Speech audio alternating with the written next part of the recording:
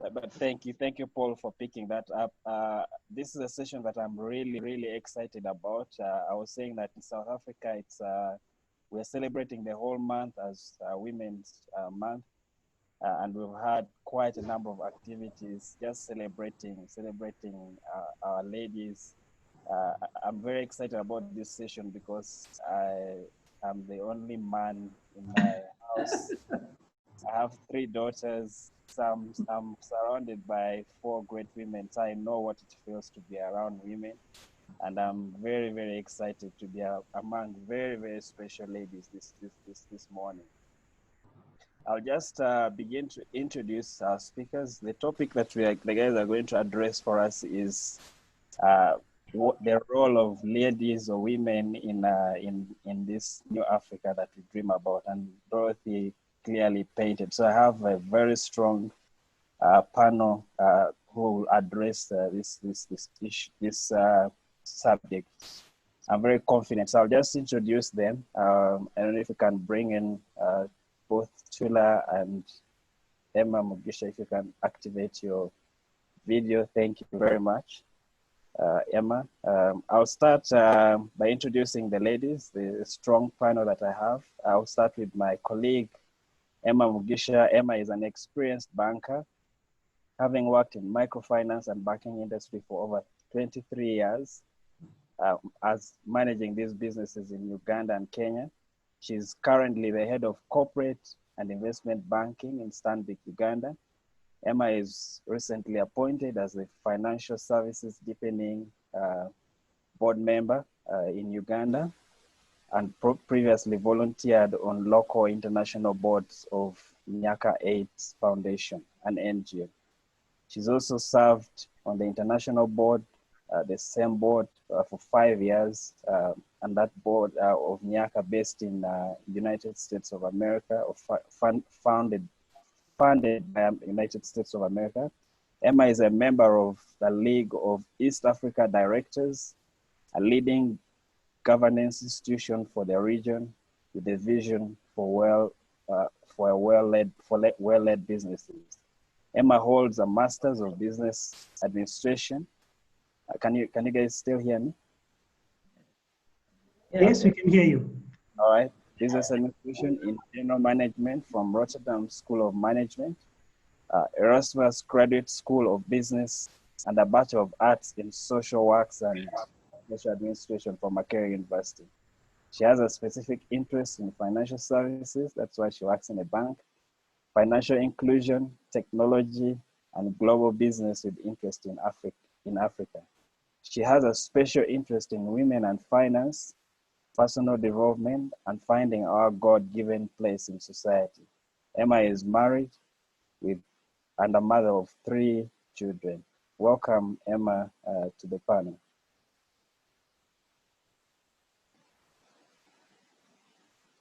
I'll introduce our next. Thank you, Emmanuel. Our next we'll panel. Be confusing the Emmas. I'll introduce our next panelist, Noktula Ngwenyama. I actually did serve Anna, this amazing lady. She was my boss for some time. Tula, you're welcome. Tula Ngwenyama is a leader, an entrepreneur in information technology sector, having founded N. Marjorie Business Consulting, and she's a country director of Applied Principles South Africa. She has been part of financial services and IT industry for the last 22 years in different critical executive positions. She has a great exposure to international markets, having worked in the UK and United States. She further has a great experience and exposure in working in African markets, obviously having spent time with the Standard Bank across the region. Noktula is a philanthropist at heart, with much passion for women and young girls, having established a very strong organization called House of Pearls Foundation, an organization that drives women's rights with much emphasis on the young girls. Tula has a BCom degree in investment and corporate finance, information systems from University of Natal. He has a postgraduate diploma in management in Management from Wits University, a Master's in Development Management from Wits Business School, and she completed GIPS Erasmus University Executive Development Program. Welcome, Chila, to the panel. All right, I introduce our next discussant, Aderele Adesanya. Rele is a FCCA graduate of Accounting and Finance from University of Bristol in in the United Kingdom. She's a public servant, having served as a Honorary Commissioner of Budget and Planning on Ogun State, Nigeria. Prior to her current appointment, Adesanya worked with extensively in financial markets, both in the UK and in Nigeria. She spent 10 years as a credit research analyst at West in London. She developed a deep understanding of European corporate markets, as well as corporate strategy across various sectors in developed markets and investment strategies. She served as part of Stanbic IBTC advisory team, the central bank, during the financial crisis that reform that Nigeria underwent in 2009, 2010. She became head of corporate and investment banking research at Stanbic IBTC Group, where a subsidiary of Standard Bank Group. She has an extensive experience engaging and advising portfolio investors in debt and equity instruments, as well as foreign direct investment into Nigeria from the US, UK, and South Africa. Welcome, Rele. And last but not least, I'll introduce Joy. Joy Modivo is an advocate of the High Court of Kenya for 18 years and still standing. He's an executive director of East Africa Center for Law and Justice, a position she has held for the last 10 years. Previously, Joy was an executive director of Christian Legal Education Aid and Research, CLEAR Kenya, a legal aid branch of Kenya Christian Law Fellowship. Prior to joining the civil society, Joy worked with Kenya Judiciary for 6 years, starting as a district magistrate, arising from the rank of senior resident magistrate before resignation from public service. She currently serves on several boards, including Evangelical Alliance of Kenya, the Kenya Students Christian Fellowship, and Deliverance Church International Council. Joy is a member of the Law Society of Kenya, where she previously served as a council member of the Law Society of Kenya, Nairobi. She's a member of Kenya Christian Professional Forum, the Kenya Christian Lawyers Fellowship. She's a reluctant politician. She'll tell us about that, having actively participated in national party politics and a regular commentator on political matters. Joy is a human rights defender with a bias towards preservation of life and family, as well as protection of religious freedom from religious persecution. She has in occasions had to go to the UN several to speak up against religious persecution, as well as speak on the rights of African families and people of faith. She is married to Stephen Devo, and they are blessed with Nicole, Christian, and Elian, 3 kids. Welcome, Joy. Welcome, team. What we're going to do really is I'm going to give you a chance just to share your thoughts around this role of women in Africa. We do know that I think the role of women is one of those roles that are quite underestimated. Most decisions that are made in key positions actually are driven by women. Men think that they are making the decision, but in the background, in their bedrooms is where the decision is actually made. You just come and pronounce the decision, but the decision are actually driven by women. So we underestimate the role that women play because they do not come to the limelight. But I'll just maybe start with you, Emma Mugisha, just to give us your thoughts on this subject. I'll give you 5 minutes to share what you think the role of women is going to be or is currently in Africa in developing this continent, this beloved continent of ours. Emma, I'll allow you time just to share your thoughts. Thank you, Emmanuel. I hope you can hear me well. Yes. Thank you. So the role of women really starts with the beautiful story of creation. Yeah, everything was created, animals, lakes, plants, flowers. Man was finally created, but he was not complete until the woman was created. So for me, that is where I find my, my strength, that at the end of the day, perfection only came when the woman was created. So what's the role of women now in Africa? We as women are here as leaders, and we have to lead courageously. Over the years, our mothers before us have fought for equality, have worked hard to get a voice, can lead, and we can have applications to families. We can bring that perfection to organization and families. And we bring our uniqueness as women. We bring our nurturing spirit. We bring our compassion. We bring our empathy. In any place that we lead, we come with that special uniqueness that women have. We also here as mothers, in our homes, we are raising presidents, we're raising future wives, we're raising future leaders.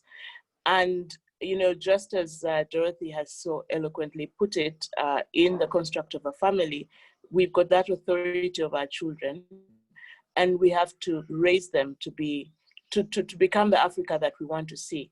We have to have that vision ahead of time, so that as we raise our children, we raise them to be those people that are going to take Africa to the next level. Yeah, we're there as wives as well, and to complete our families, to complete our husbands, to be helpers, to be worthwhile helpers. And that doesn't mean we don't have a vision, but we actually ensure that the vision of the family is accomplished. And that vision is jointly come to, and then we work together to accomplish it. We're also here as influencers. Women have a special influencing capability, whether it is in the workplace, whether it is in the home, in the family. Emmanuel, you just said that decisions are actually made, at home, in the bedroom. Influencing starts there. Influencing starts in our workplaces. And yes, we can influence for negatively as well. So just like we learned in the morning session, we have to be grounded in the Word of God and grounded in our relationship with God, so that we can influence positively and influence in the way that God wants us to do. And this influencing comes with a personal relationship with God, but also a continuous learning on our part. Reading and exposing ourselves to new things, so that we can influence for greatness. Expanding our horizons, and being courageous and not being afraid to ask questions and to be curious and to find out more, so that even as we influence from a position of power, but also a position of knowledge, and be impactful. We're also here as mentors. In my career, I've been in banking for over 20 years. So in my career, I've had mentors, both men and women. I've had more coaches and sponsors as men, but the people that have actually impacted my leadership journey have been women, because they mentor you beyond doing a job. They mentor you beyond being a good leader. They also mentor you in how to balance this whole crazy choice that we make. So being a career woman, being a family person, being a community person, you have to find some balance. And we as women are then able to mentor our sisters and bring them up to enjoy all those facets that God has given us, and all those gifts that God has given us. So in leadership,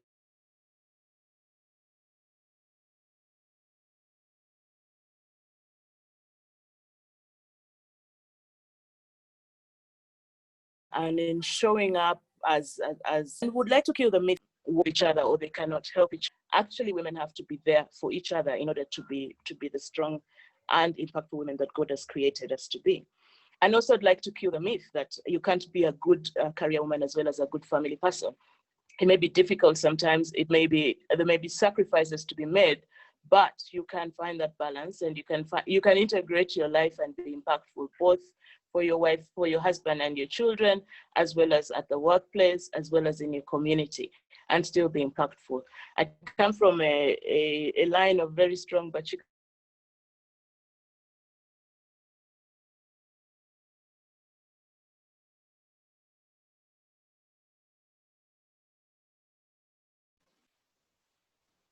Emma, we lost you there, lost your sound.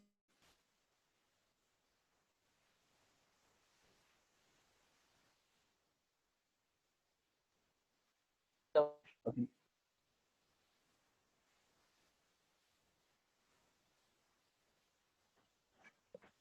All right, maybe as we try to get Emma back, we just I'll go to Tula. Emma, thank you very much for sharing your thoughts. Much appreciated. I'll go to you, Tula. I know you're very passionate, especially about developing the young girls. I know how passionate you are about how you want to see young ladies progress in their careers. I know I've worked with you for a few years, and I know how passionate you are. Just your thoughts around how we are able to empower and activate women to take Africa to that the new horizon. Your thoughts today. Thank you very much, Emmanuel. Can you hear me? Yes, we can. Okay, perfect. Thank you very much. It's very exciting for me, and I don't think that timing could have been any perfect in terms of this discussion and this topic. How we as women would shape the continent of Africa. In South Africa, we are celebrating Women's Month. It's August. And there's discussion all around in terms of what is our role? How do we shape the future? How do we guide the younger generation into where we're wanting Africa to be? So thank you very much for arranging this. The topic is really perfect. Let me just start by saying that the role of women is really at different levels. We play a role at our homes, in corporate, in our communities, in our churches, and we can never underestimate it. The speakers prior to today spoke a lot about how Africa has one of the youngest populations in the world. Now, let's think about that. What does that really mean in terms of our role as women? We have a very young population. We've got young stars. We've got our own children that, as women, look up to us as mothers for guidance. How do we guide in our homes? How do we raise our boys and our girls? How do we empower them that they can do this? They can go out in the world and really show that Africa is a continent that needs to be reckoned with, that we have the assets, we have all that we need to surpass other continents in the world. So that motivating, that guidance at home, that directing, especially if you're a woman who's exposed to what's happening out in the world. I come from the tech world, so I understand what's happening. I come from finance and business. So the role I see myself playing in my own home is guiding my children and showing them what is possible, leading by example, in ensuring that I work hard. Because as women, we still have a lot of challenges we're facing between corporate, between our communities. So we still need to go an extra mile. So I need to go that extra mile, demonstrate to them that regardless of all of the hurdles that are there, but we can still do it. I need to shape the boys to say, listen, here's how you do it. In Africa, we still have huge challenges of patriarchy. And they found it in different things. Our religion, first and foremost, drives this patriarchy that in South Africa, as you all know, we're facing this GBV that during this coronavirus time, it really has had huge impact, and it's basically multiplied. Women are being killed. Women are being violated in different ways, abused financially and otherwise. And as women, how do we then support and play and actually change some of the narratives that are in Africa around who women are, what role we play? Patriarchy is something that is very deep in our continent, and you can't underestimate it. Part of what we're seeing in our societies stems from patriarchy, but it comes from somewhere. We need to be a church. A church, we need to change the narrative of what exactly women are. We need to bring out stories that talk to the role of women outside what most of the preachers, most of the men talk about. It is our role to change it. I don't think men are going to change it. They created the narrative. They've been very selective in terms of what they share in the pulpit around the role of the women. We hear a lot about Paul and submission and many things. It's good, but there is more. There's women who played leadership. There's women who sacrificed. We need to bring those stories out. We need to show our girls that it's not about just submission. It's not about being the support, but actually you can lead. You can save lives, you can do more. And there's women that are already leading in churches. And I say to them, we need to be able to change that narrative. That's where it starts. In our homes, we've got husbands, we've got brothers that come from. They're not going to be changed by the world or in corporate. It is us. But what you're doing, the way you believe, the way you see things is wrong. Here's how it's impacting me as your sister. Here's how it's impacting me as your mother. And that's how you start driving change. You don't have to boil the ocean, but start where you really have impact. And if all play those little roles in our spaces, think about the impact you're going to create and the effect, and it's going to multiply. But we have to be realistic about where women are right now. We don't have our voice as we wanted to have. We still need to find our voice. So we have to support the young and upcoming women that now I have a voice. Then I used my voice to then bring up the other women to say, come, here's a forum, have your voice, speak out. And that empowerment, that mentoring, start building this force. And it's not about just women, but about empowering at a global scale. So just to summarize, I don't know in terms of the time, Emma, but as I'm saying, the role that we have is at different levels. We play a role in terms of education. It comes natural. We nature, we have that force. So let's educate people around us. Let's mentor the young ones in corporate. It's hard in corporate as a Black person, as an African person. We are there already. Let's mentor, let's guide them, let's take them there. That contribution that I would make, that the next person will make, would make a huge difference in the broader scale of things. In retail, which is very important, I think Emma touched on that. 80% of the purchasing decisions, even for you guys, for men's clothing, is made by us. We choose what you're going to wear. We choose what our children are going to wear. We choose where we want to go and eat. Think about that, how we can actually redirect the wealth in Africa. We talk about local purchasing. It's not about men building corporate. It's about us saying to our families, let's buy local. Let's buy African-made products. In that way, we're not buying Chinese. We're buying local, and we're building our economy. We're building our wealth. We're supporting our small businesses. So there is a lot I can say. I'm passionate about the topic. This is my space, but I'm gonna just leave it there for now. Thank you very much for that start. Well, I'll come to you. I know you have been, you've done it all. You've been in corporate, you've grown in corporate ladder, and you've even gone to public service and done a good job there. I know that currently you are even a pastor in church, so you are really all rounded. We just want to get your perspective. How did you do it? Sorry, you're on mute. Can you hear me now? Yes, we can. Okay, great. Good morning, everyone. And it's great to be here. Well, I don't know about done it all, but I will share from my experiences so far.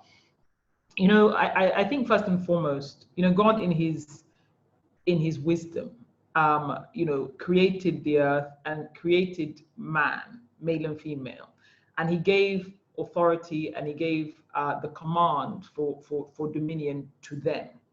As Emma mentioned, you know, it was a law that said that man was not, it was not good the way that man was on his own, and he created woman, and he commanded them to do certain things. He did so knowing that they were different. He made them different. He gave them different dimensions of himself, but together the mandate was given to them to have dominion, to subdue the earth. And I mean, if we're going to go back to first principles, certainly as believers, nobody can argue with that. You know, there is a place for man and there's a place for woman in terms of the desire that the Lord has to see his kingdom come and his will be done on the earth. So the role of women is not negotiable as far as I'm concerned.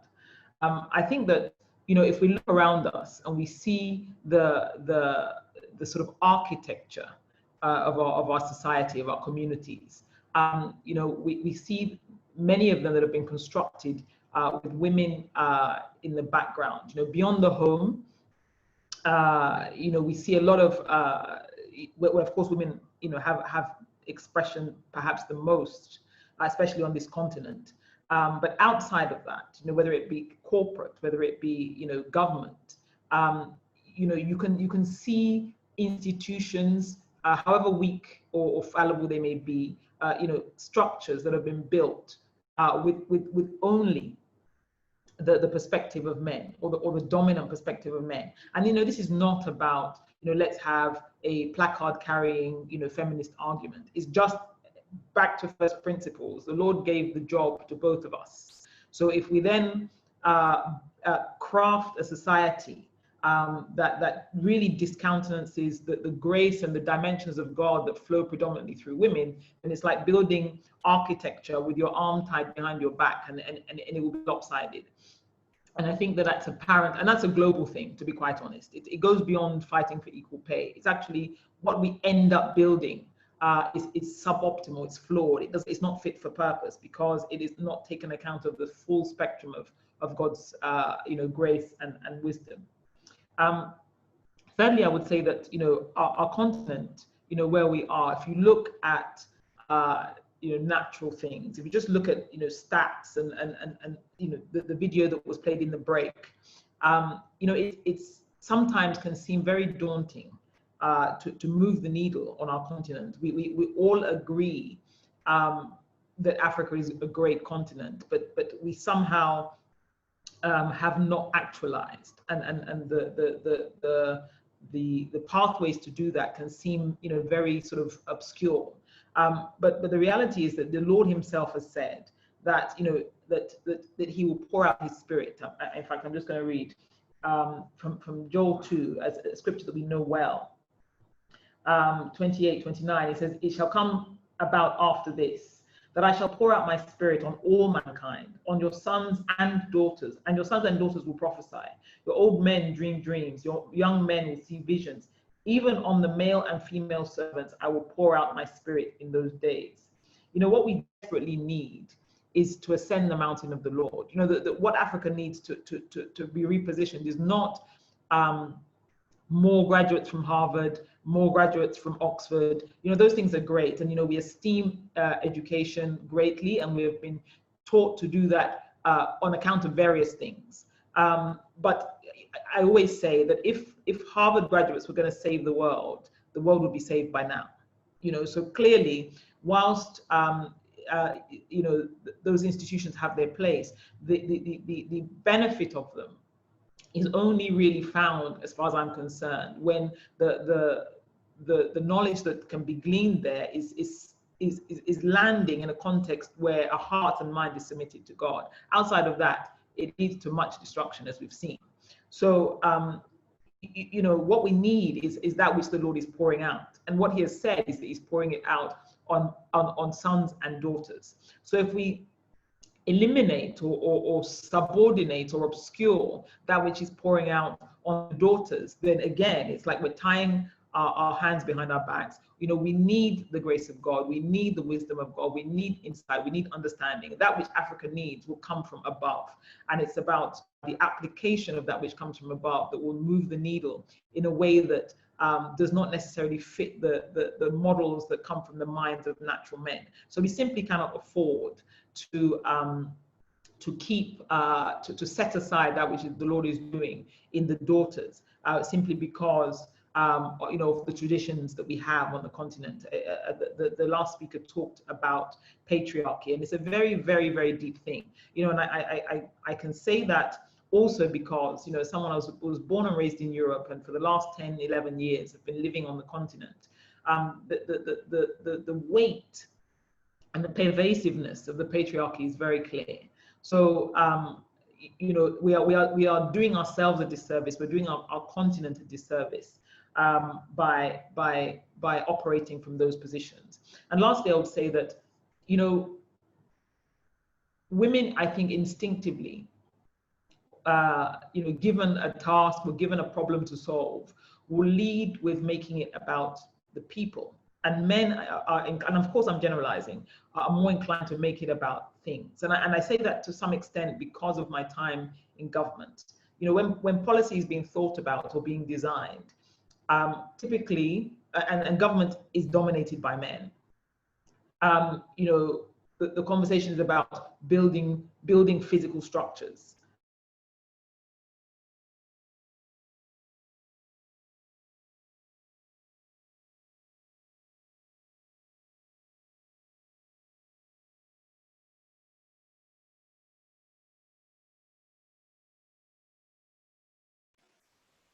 I think we lost Relay's network there, but we'll come back to share our thoughts. I'll just go to Joy. Joy, can you hear me? Okay, can you hear me well? Yes, I can. Yes, Can you Joy, hear me? yes, I can hear you very well. We got to know you obviously before we even met you, because you're a preacher's daughter. I remember Daddy Masinde sharing about you when he came to your court, and old men were crying before you, were in tears before you as a court magistrate. And that just shows the authority that you've been kind of experienced. You've seen what authority looks like beyond just being a woman. Just your perspective on how we can take this authority as women and encourage the ladies out there who are looking to take their place, to take Africa forward. Just your thoughts, Joy. Thank you, Emmanuel, and thank you everybody for this opportunity. I'm honored and humbled. I don't take it for granted. Let's just dive right into it. I think the first and foremost, most important role that women have in bringing development in Africa is very simply childbearing, having children, having many children. That is one thing that women in Africa can do to bring development and push Africa beyond. And let me just, before you get your feminist pitchforks out and tell me there's more to women than that, let me just give you where my argument is coming from. I'm a human rights lawyer, and I was looking at research from pewresearch.org, and they said that the world population growth is expected to stop by the end of this century. So by the time we hit 2100, most of us will not be here, all of us will not be here, but there'll be now negative population growth worldwide. Very interesting to note that they made 10 observations, but let me read you their first 3 observations. Is that one, the global fertility rate is expected to be 1.9 births per woman by 2100, down from what we have now, 2.5 children per woman. I've had the general trend is 3 children. So we're the guys who are on that median. Huh? So they expect by the end of the century, most families will be having 1 child and at most 2 children.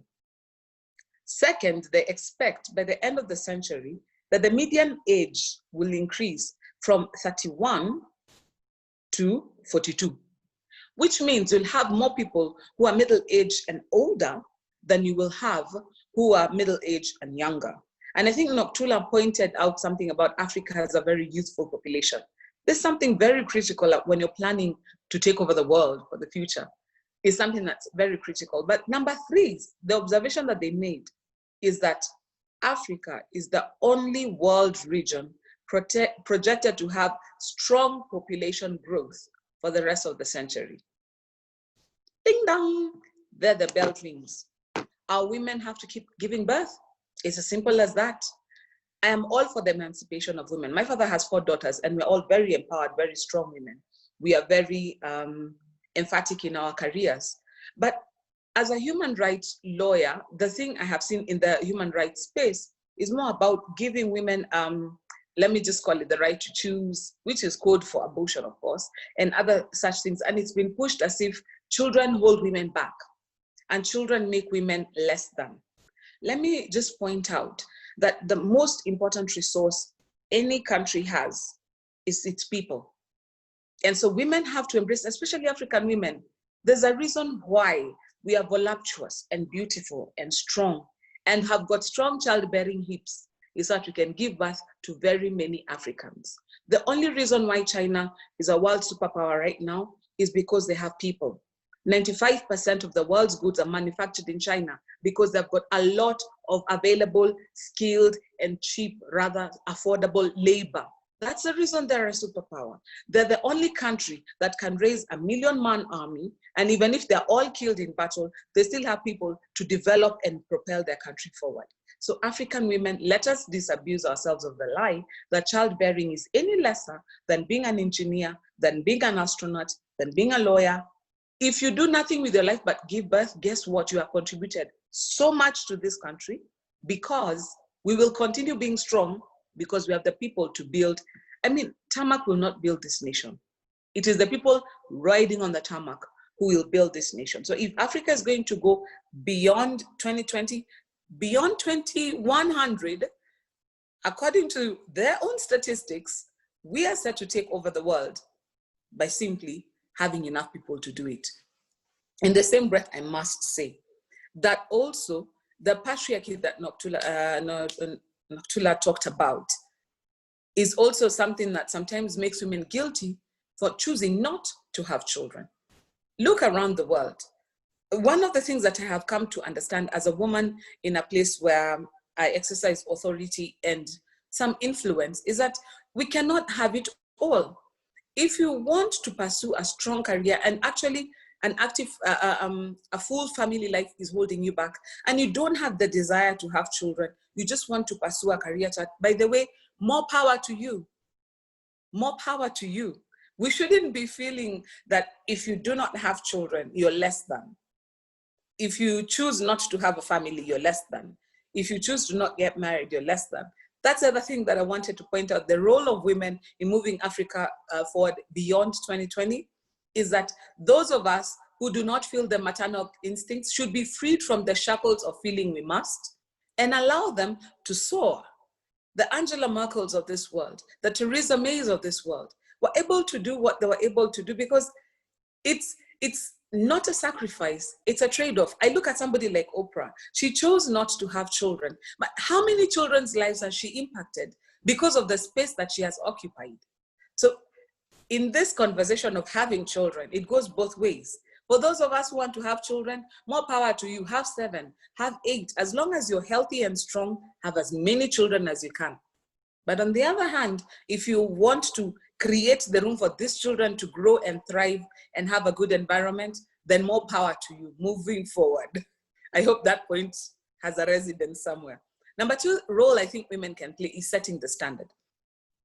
We have an intrinsic moral compass. We have compassion, we have nurture, things that occur in us because they were put there by God. It's not even us who decided that they are there. And one of the things that I try to do very deliberately is whenever I enter a space, I set the standard. If it is raising the, for example, in Africa, we have a crisis with corruption. It's a huge crisis. But you don't find very many women leaders managing to ascend in that space. Now, the women who do ascend in that space have got a choice. Either we get in the mud and roll with the pigs and look like the rest, or we start setting a little bit of a higher standard. And I've seen, even in our country, Kenya, there are very successful women politicians, very successful captains of industry who have chosen to do things just slightly different and have had a huge impact. So I know it is difficult to break through, and that is why our growth is incremental. If I manage to get just to hear, like we've had from Emma, we've had from our previous speakers, just let's build to the next one.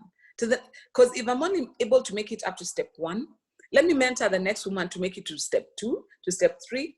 One day we will look back and realize, you know what, that standard has actually shifted because of a positive influence coming from a different perspective. Number 3, real quick, is where I'm headed, perspective. Women see things differently. And that's why when we insist on having more women on boards or more women in leadership positions, is because women see things from a slightly different angle. My husband is about 6'1", I'm about 5'3", 5'4". Just when we stand, we have different perspectives. My perspective is 5'4" perspective, his is 6.1 perspective. And male and female have got the right brain, left brain thing going for them. So when you enter a situation and you've got something different to offer, don't be afraid to speak up, because women see things different from men. And so you might bring in a perspective that you're contributing, thinking you're telling people what they want to hear. But actually, if you just say, by the way, from my point, this is what I see, they'd be like, you know what? It's true, that also makes a valid point. But often, like I was mentored to try and fit in the mold, you know, act like a lady and think like a man. I stopped thinking like a man because I'm a woman. I mean, I'm sorry, I'll think like a woman. And there's the issue that I think Rele brought out about men think about infrastructure. Women think about the people who will use the infrastructure. So when you're in a situation where you're making decisions, speak up for that perspective, because the men are not wrong in what they're doing. It's just that that's their perspective. So be deliberate about bringing your perspective to the table. The next thing is flavor. One thing that I do deliberately, wherever I enter a room, I guess that's what's called joy. I make people aware that I am in a space. Whether it is in the boardroom, whether I'm in a political party space, whether I'm on TV, wherever I am, carry your aura with pride. Straighten each other's crowns and carry your aura with pride. Why? Women have a sense of lightening a situation, bringing hope and courage in a situation. Do not be a wallflower. When you get in fact, when I enter into a boardroom, I mean, the strong woman in me is, you know, you don't want to serve the tea because that's what they expect you to do. You don't want to take the minutes because that's what they expect you to do. I got to a place where I was like, you know what, if you expect me to do some of those things, guess what? I will do them with such flair. No one else will dare do them, because there's a level to it I have taken it. Why? I took that which was used to put me down, injected excellence, and now people tend to say, no, that's not how Joy does it. Joy does it better than that. If you can't do it as well as Joy, sit down, let Joy do it. It becomes empowering. Now, we have to be careful about allowing people to walk over us and become doormats.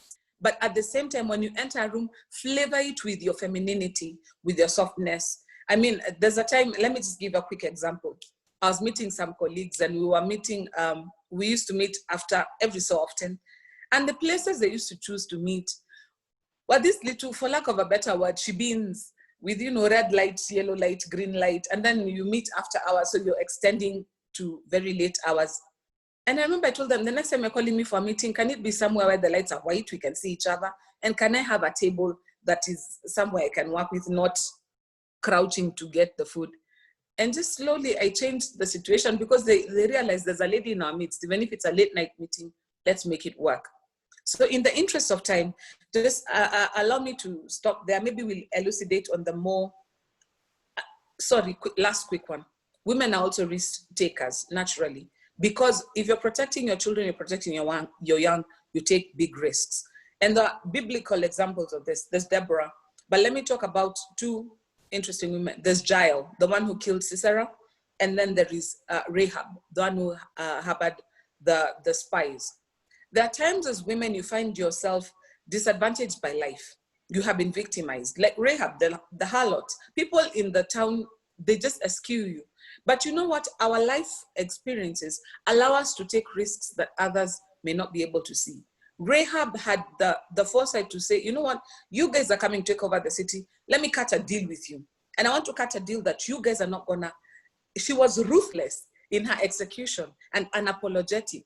So as women as well, I think we bring a certain edge. When we are fighting for something we believe in, we bring a certain edge that nobody can stop us. Same thing with Jael. She looked at this evil man. She knew her country was in trouble. And she said, you know what, please come in. I'm a harmless little woman. I'll not do anything to you. Please lie down, have a little milk. And when he was down, she took a tent peg and pinned his head to the ground. Women, be strong, take your place, take your risks, and don't worry. The score always takes care of itself. Thank you very much. No, thank you, Joy, for that. I liked the perspective. You know, it's only men who have the nothing box. Women do not have that in their brains. So it's very good to have to know that you have different perspective than what men have. We are different. Is all I can say. Ladies and gentlemen, I would like you to start to ask your questions, specific questions on Q&A to the ladies. I'll take those questions even as we go along. So if you have questions for any of the ladies, you can ask your questions directly. I'll come to Emma Mugisha. Emma, I know that you guys have been in the front of, and probably have some inside information of mentoring women in leadership. In fact, in your organization, you probably have more women sitting in executive positions than men, almost 60 or 70%. How do you guys do this? Maybe you could share that with some of the leaders on this forum, just to get your perspective on how you in Stanbic have actually been able to do this. Yes, that's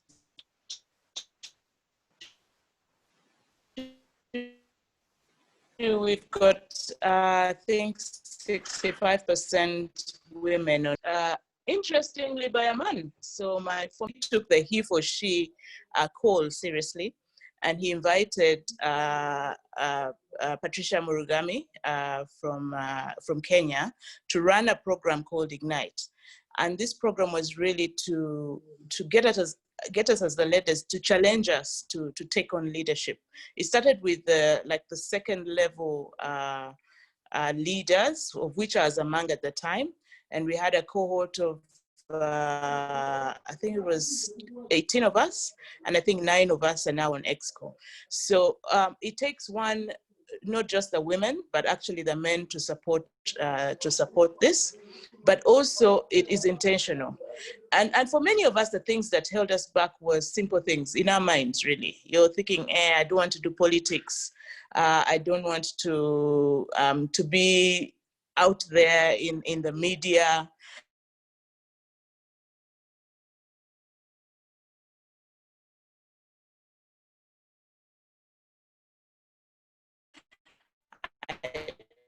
You know, simple things that are not related to your capability, but things that you put in your mind that, yes, one, it is intention, interventions that can help, but also this is not saying that we've promoted women over men. We've had to commit to contend for the roles that we got into. In my particular case, for the CIB head role, it was 1 woman and 3 men. So it's not also being given to us on a silver platter. We've had to fight, and we've had to prove that we are the right people to be in those spaces. But first of all, it's like we needed permission, which is unfortunate. And I guess that's our role then to mentor the next level. You don't need permission. You need to just take your space, like Joy has said, and bring your flavor to fore.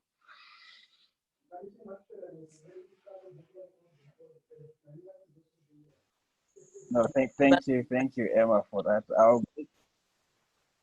Yes, Emma, we lost you there a little bit. Sorry. This is Bushenyi network, unfortunately. We can hear you now. Yes, so what I was saying really is that it takes the men to support. In this case, it was really Patrick that supported us, my former boss, who's now a regional head of regional head of Stanbic, but also a program that took us through those mental shifts that we needed to make, led by Patricia Mulgami. And that was really helpful for us to just unlock those mental prisons we put ourselves in. You know, things like, I don't want to deal with politics, or I don't want to be in the media. I'm happy to just work hard under the radar. And we were able to unlock those mental prisons and then be able to get the roles. And then the last thing I said also was that we actually had to fight for the roles. We had to compete for the roles, and it's not that they were given to us on a silver platter. So it's not bringing in women to tick off a number, but they have to be competent and they have to be able to deliver at the end of the day. No, absolutely, and we know that the bank is doing very well in Uganda thanks to the leadership of the women. So it's not by chance. It has proved that it's the right choice that the organization made. Thank you very much. I'll come to you, Chila, and I know that one of the organizations that you run, it's to drive, to empower women to actually take their position. I know you run like a weekend session where you call women to just come and kind of inspire themselves to take their rightful place. And I think that to what Emma was talking about earlier, just giving you that empowerment and unlocking that mindset, I think helps a great deal in actually empowering women to take their full place and be able to show their potential. How have you been able to do this through your organization, House of Pass? Thank you very much, Emma. We've got a couple of projects or programs that are focused on different things.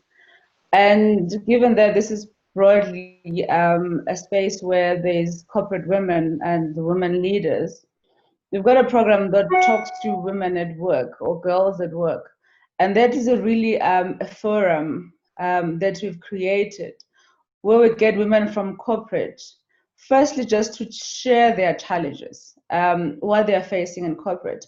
And remembering that whatever others are facing is something that I might have faced or others also might have faced. So in that sharing of challenges, then we tend to find answers. As we share, we tend to guide each other. In some instances, there's no guidance needed, but it's motivation. It's getting others to understand that actually you're not the only one. We have traveled that journey. We have overcome. You too can overcome. So it's really that forum that allows us to engage, but we bring men too, because we cannot really influence, we cannot really change the world and achieve the goals that we have as a country, as a continent, as the world, if we don't bring you into it. So we draw men into it for them to come and share their experiences, how they have motivated, mentored, guided. We share how we have received that, and in some instances, how they've frustrated us, and we guide them how to help us better.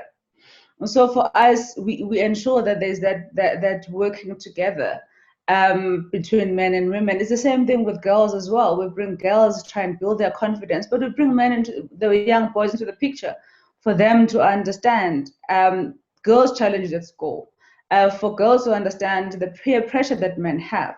So it's really a forum. It's really a space to share, and it has helped a lot. People can't wait to come and join because what comes out of it, I learn every time.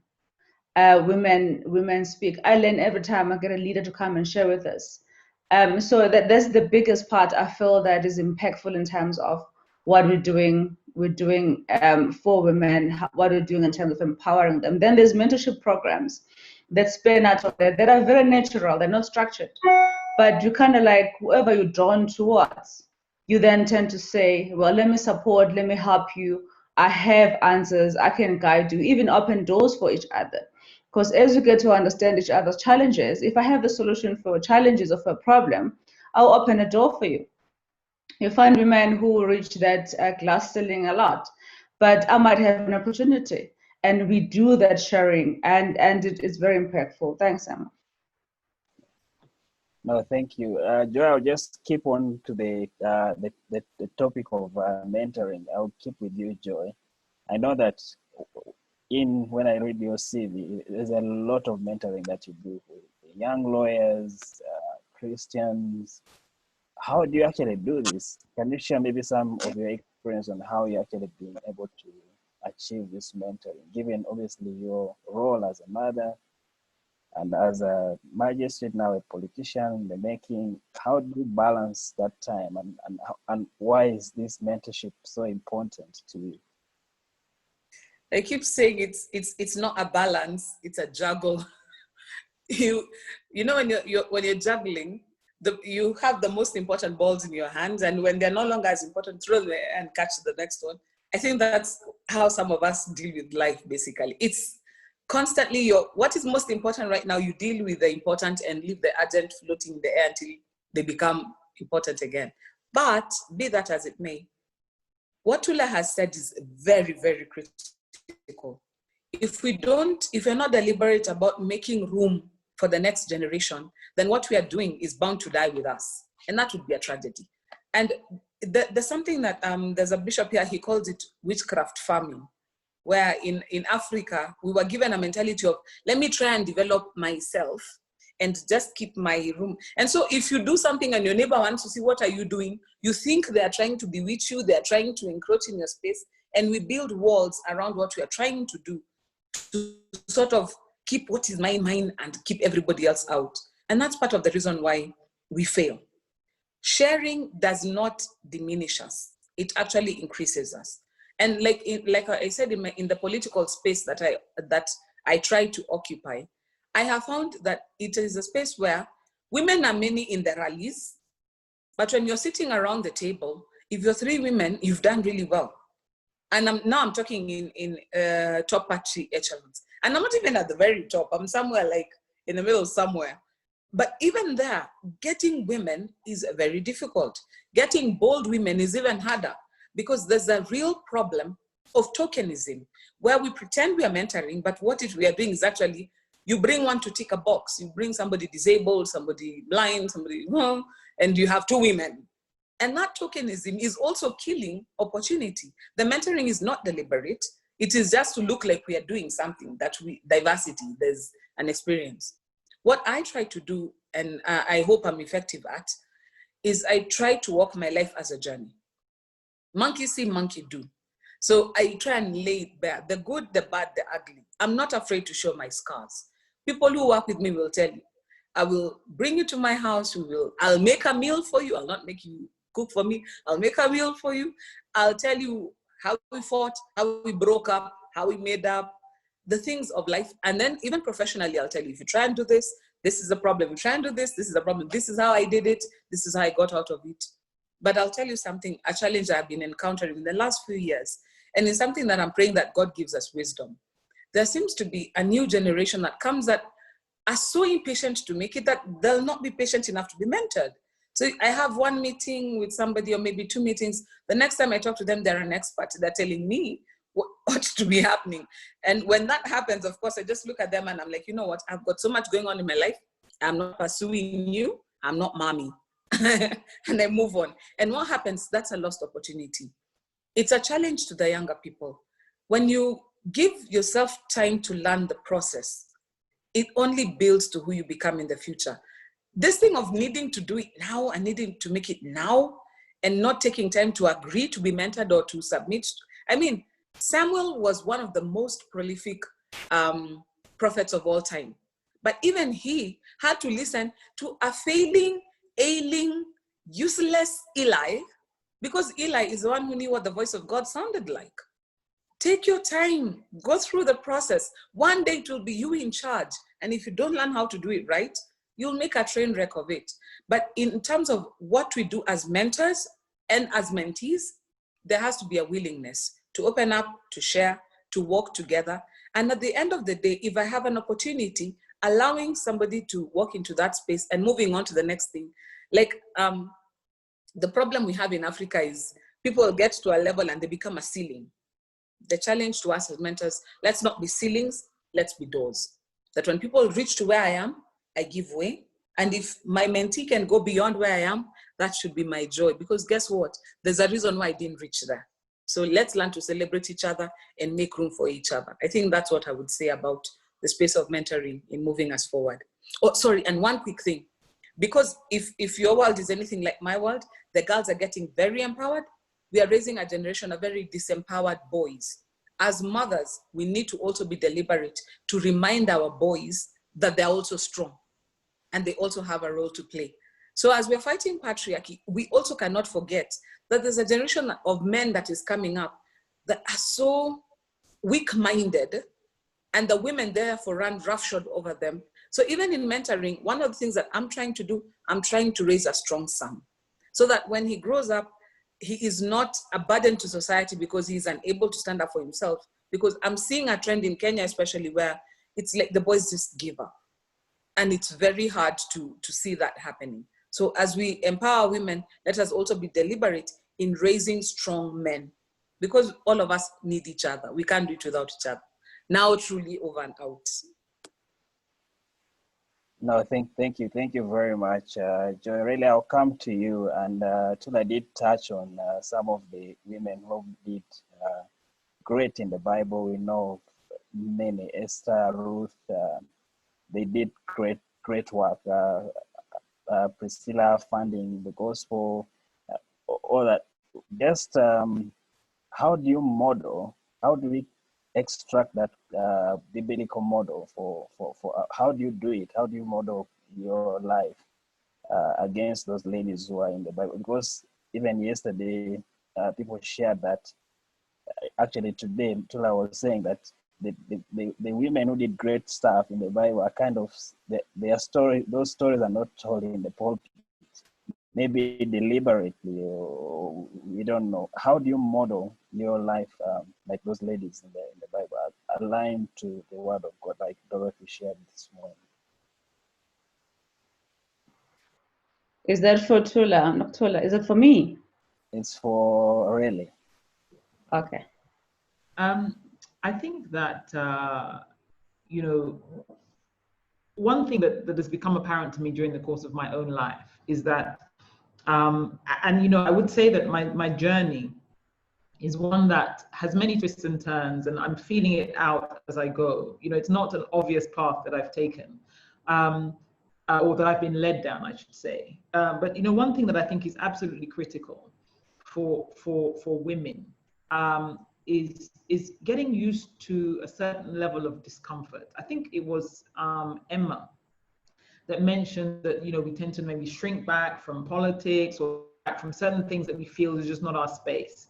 And so, you know, we sort of, there's a comfort area and a comfort zone, and we try to operate from there. But, you know, those women in the Bible that we reference, actually none of them retreated to their comfort zones. You know, it wasn't comfortable. The decisions that Ruth took were not comfortable. The decisions that Rahab took were not comfortable. So first and foremost, it's making that commitment to God to go where He sends you and to follow where He leads you, and understand that it may not be where He's leading everybody else. It may mean that your life doesn't look like everybody else. You know, this notion that you know, to be a woman in society today of consequence, you have to tick a certain set of boxes, and if you don't tick them, then we start to sort of shrink back or get distracted by trying to construct a life that we feel is socially acceptable, you know, in all regards. You know, I am in many ways very unconventional. In terms of, you know, I was born and raised in the UK. You know, I'm in my 40s. I'm not married. I don't have kids.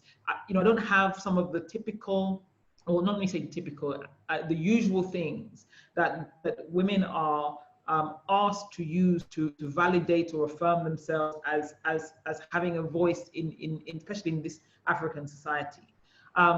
And in the last 10 or so years living in Nigeria, there's been a lot more discomfort with those realities than there were when I was living in the UK. But I've learned to embrace that discomfort. When I was in government, and entering government was, it was a surprise to me, never mind anybody else that knew me, that knows me, on so many levels. Nobody expected me to be there. And yet I had to embrace the discomfort, and understand that my being there was God ordained. It was nothing to do with my networking, my connections, my CV, my this, my that. It's understanding that our lives are used of the Lord for His purposes first and foremost. And when you yield to that, we will go places that we never really imagined that we would be. I would not have sat down and thought that I would, be working in Nigerian subnational government, having been born and raised in the UK and had a long career in financial services. But yet I went there because I knew that the Lord was leading me there. And by His grace, I was able to flourish and able to honor Him in my time there. So I think that, this thing is a walk, and it's a walk that often comes with a lot of unexpected twists and turns, because the construct of our society is not necessarily ready for us. So you have to embrace being uncomfortable, embrace being out of your sort of spaces where people are even celebrating you, but be fortified by that which is in the inside, and keep going. Let people laugh at you, let them be dismissive. You have to have fortitude. You have to be able to stay the course. I would like to say, confidently now, that those that were very skeptical when I was going into government have recalibrated their views about what it takes to prosper in that environment, because I passed through that space and I was able to stay the course. Thank you, really. Ladies, I know our time, we could spend the whole day talking about this subject. It's a very passionate subject. I just want to maybe start with Emmanuel, just your last thought. Ladies, if you can just share your last thoughts just on how you see women taking Africa to the next level. I'll give you, Emma, if you can, just share your final parting shots. So I was just looking at the chat, and there's a question about what can the church do to empower women more, and maybe that will be my last parting shot. I think leadership in the church has also been mostly for men, and there's different views on whether women should lead or should be bishops or whatever levels they're in. I think that's an area that we need to look at again. At All Saints, we've got a woman as a provost, and we're really, really excited about that opportunity. And I think we as a church need to really look at that leadership for women in the church. But otherwise, it's been a very fantastic opportunity. It's been amazing to be on the panel with these amazing women, and I look forward to another opportunity. Thank you. Thank you, Emma. Tila, your parting shot. Thank you, Emma. Really, for me, it's just about, there's this probably a perception or belief that you can only lead once you reach a particular level. And I just want to say to women out there, we all have a role to play. We have a role to play whether you just came into corporate, and whether you're just a mother at home, whether you're just a leader in church, in your community, we all have a role to play. And we should not underestimate where we are. So every time we step out of our houses, every time we step back at home, we just need to ensure that we wear that hat, we understand the impact that we have to our own children, to our sisters, to our brothers, to our colleagues. Let's be deliberate about it. Let's always try to support, to mentor, to guide, to motivate, to change the world we're living in. If we can do that, the world would definitely be a different place. That's all. That's how I really would like to say, guys. It doesn't matter where you are. You have a role. Find your place. Find your space. Do what you have to do.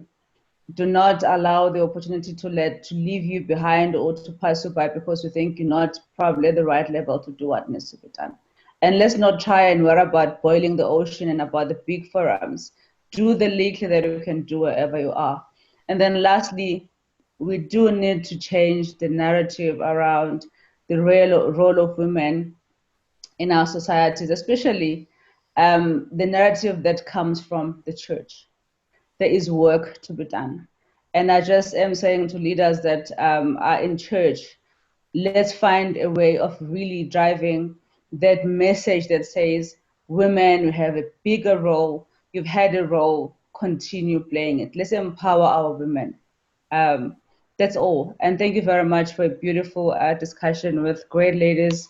I have learned a lot and I continue to learn. Thank you, Tula. Really over to you. Your parting shot. Okay, thank you. I think for me, I would say that on this journey, it's very, very important to be authentic, to be true to yourself, because often we are going against the grain as we sort of move through our communities, our societies. There is often pressure to take on personas or attitudes that are really not authentic to you because you feel or there's a sense that this is what is necessary in order to flourish. And those things I feel always, they don't end well. Being authentic and being true to who you are and true to your relationship with the Lord is so important, because actually the kingdom of God is first and foremost within us. We live from our hearts, and we must stay connected to our hearts. And sometimes we can, we would make mistakes, we go off course, but allow the Spirit of God to bring us back. But being authentic before God and true to ourselves is extremely important. Connected to that is learning to deal with the softer issues. I feel that sometimes we're talking really about patriarchy. We've been talking a lot about patriarchy and the attitudes of men. But I think also because if you're a woman and you're pioneering and you're going in directions that many women have not gone before, there are also many women that struggle with it, and we don't lend ourselves to the very cause that is being fought. And a lot of that is born out of insecurity and fear and sort of self-image issues. Sometimes you feel that somebody else's movement kind of shines a light on some of the things that you as an individual are having issue with, and that's fine. But the key thing is to the Lord always reveals to redeem. So when these things come to the surface, actually let's have an honest engagement with what is going on in our hearts, rather than reach for the reflex, which is to be negative or to tear down or to criticize or to say, this woman is not perfect. None of us are. But I think it's important to allow what the Lord is revealing about our hearts to be something that we use as an opportunity to grow, in Him.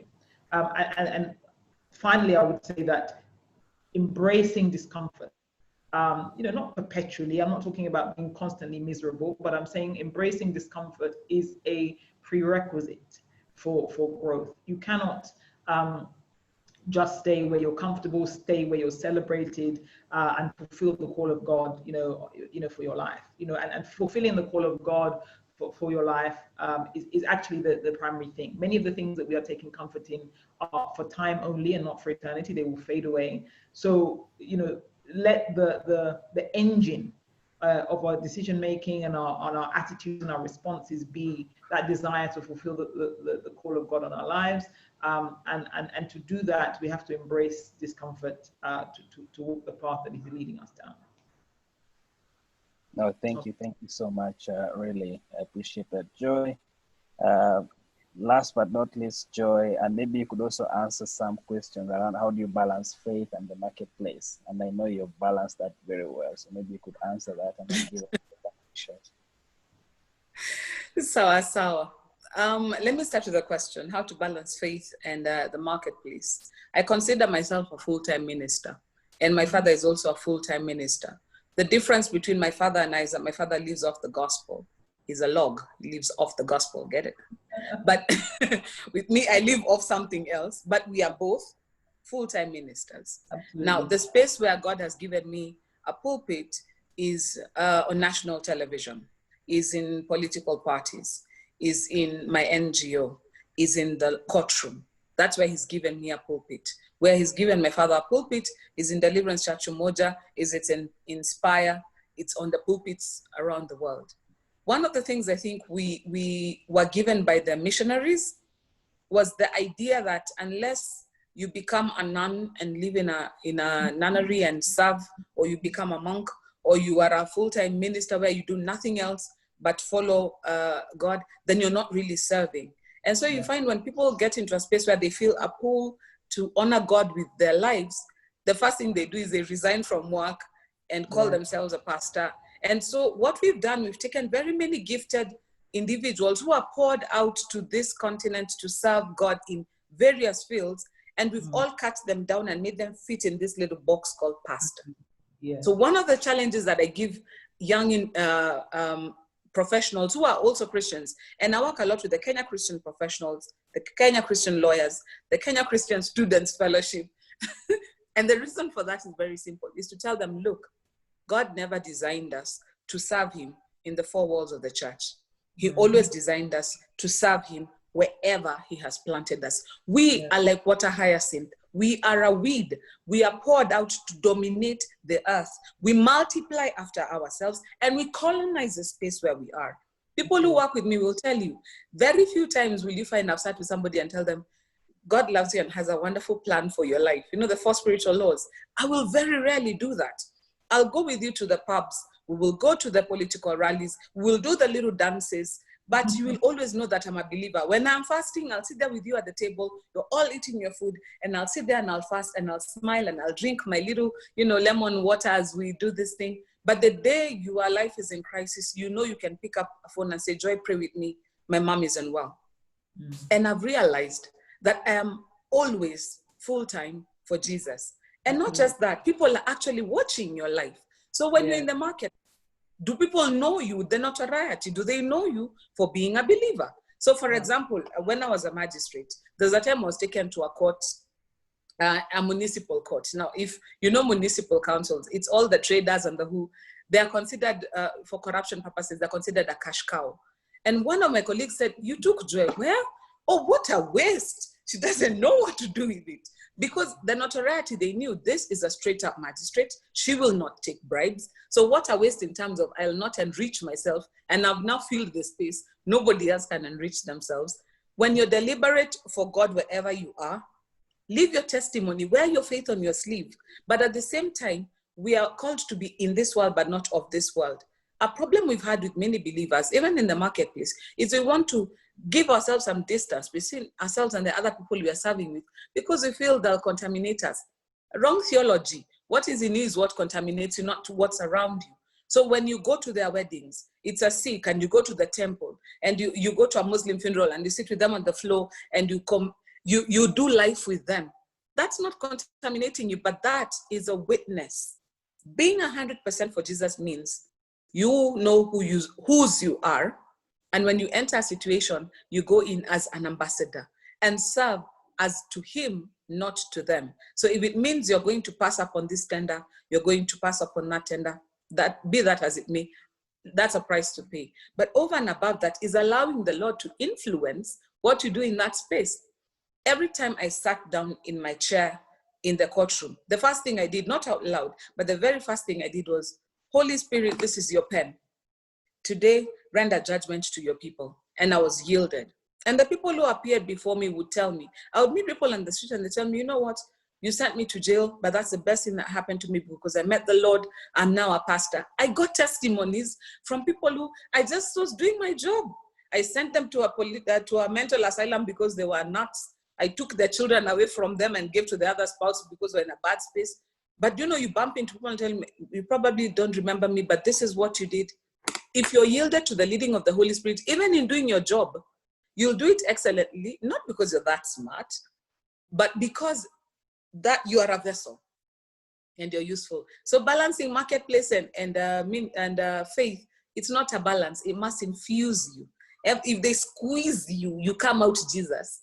But wherever you've been planted, me, I consider myself a weed. And when I go in, I'm a runner sucker. I'm like those, I let out, by the time I leave there, there'll be other Christians doing what I do. Because when I was there, I left little shoots and little buds, and I reproduce after myself. But my parting shot for true is women, we need to stay healthy. Mind, body, and spirit. In the quest of doing all the things I do, especially among lady lawyers, one of the things that I have seen is many of us struggle, especially with mental health issues, because you're strong all the time. You're always in that space where we're fighting. Body, we know how to take care of our bodies. We feed our children. We go to the salon. We do those things. But the place where I've seen people suffering a lot is in mental health and in spiritual health. So my parting shot would be, always strive to be healthy. If you need to see a counselor, if you need to see a psychologist, these things are frowned upon in Africa. It's like you're admitting you're mad. But if you're mad, you're mad. Just deal with it, eh? And if you seek help and get healthy, then you're better at what you're supposed to do. Take a break. If you need medication, take it. If you need a sponsor, take them. If you're addicted to something, deal with yourself, because when you're a strong, healthy woman, you are an effective woman. But when you're broken and disjointed, then even what you project will be the hurt and the pain. So my parting shot would be, as we are leading and breaking barriers and being pioneers, let's never forget to remain healthy. God bless you. Wow, wow, wow, wow, wow. What a way to end there, Joy. Thank you so much. Guys, share some love with these ladies. An amazing, amazing panel of discussants. We've loved every step of the way. Thank you. I can see a lot of thank yous to you, ladies. You've done a fantastic job.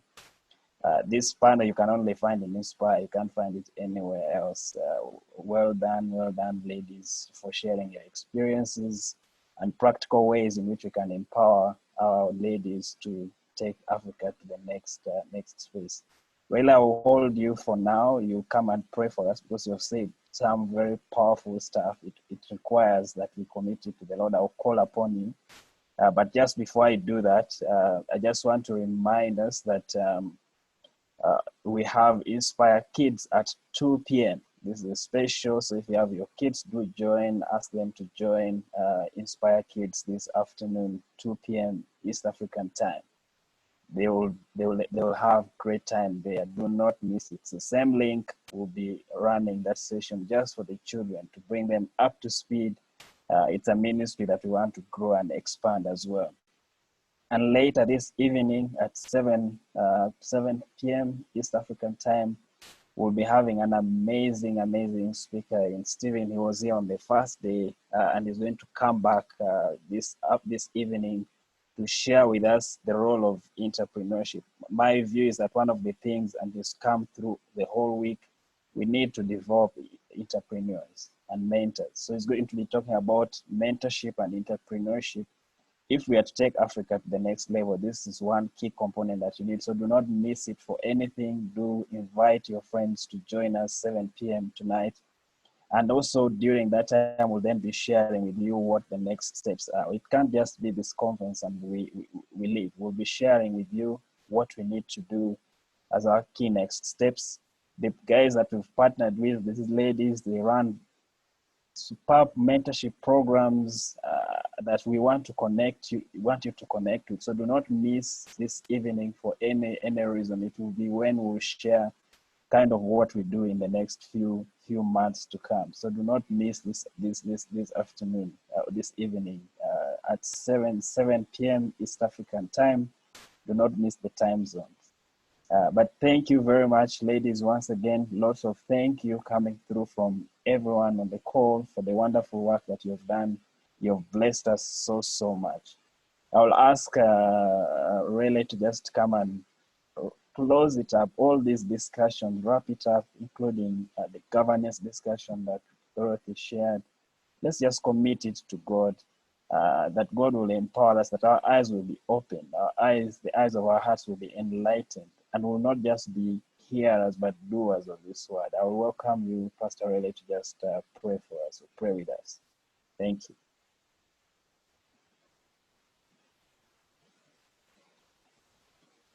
on the earth and in our lives this time. We thank you, Father, for our continent that is just so endowed by you, and you know, you've just blessed us so richly, oh God.